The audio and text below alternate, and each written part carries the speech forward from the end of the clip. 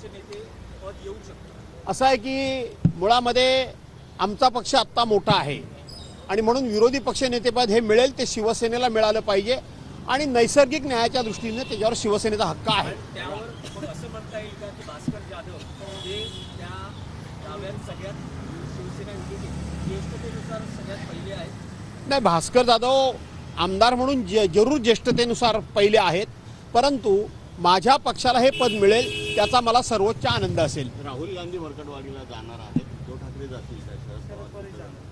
असं आहे की उद्धव साहेब जातील असं मला वाटतं मरकटवाडीला, कारण शेवटी हा पाठिंबा देण्याची गरज आज संपूर्ण देश पातळीवर झालेली आहे.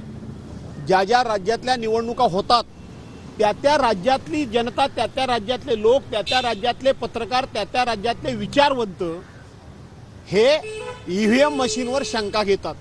परंतु ही पहिली निवडणूक अशी आहे की महाराष्ट्राची निवडणूक झाल्यानंतर उभ्या देशानं आणि जगानं ही निवडणूक ही प्रामाणिकपणे झालेली नाही. हा विजय महायुतीचा नाही, तर हा विजय आहे तो EVM मशीनचा आहे. अशा पद्धतीची ओरड अख्खं जग करतंय, पुरा देश करतोय आणि म्हणून ही निवडणूक ही EVMनी जिंकलेली असल्यामुळं खऱ्या अर्थानं लोकशाही आणि खऱ्या अर्थानं संविधान याला जो धोका म्हटला जातो तो हाच आहे.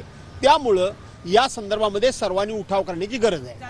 अजित पवारांची संपत्ती एक महत्त्वाचा पक्ष म्हणजे समाजवादी पक्ष यांना आपण महाविकास आघाडीतून बाहेर पडत आहोत असं सांगितलेलं आहे. त्यासाठी त्यांनी सांगितलं की उद्धव बाळासाहेब ठाकरे पक्ष बाबरी मस्जिदच्या पाडण्याचं समर्थन करतं, अशा आघाडीबरोबर आम्ही जाऊ शकत नाही.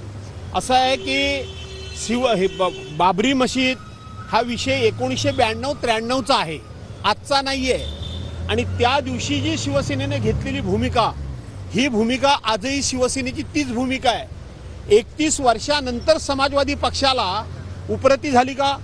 31 वर्षानंतर समाजवादी पक्षाला शिवसेनेच्या भूमिकेबद्दल या ठिकाणी डाऊट आला का, शंका आली का? ही भूमिका त्यांना न पटणारी होती असं 31 वर्षानंतर त्यांना कळलं का? हीच भूमिका पक्षाचे मुख्यमंत्री असताना माननीय उद्धव साहेबांनी अनेक वेळा मांडलेली आहे.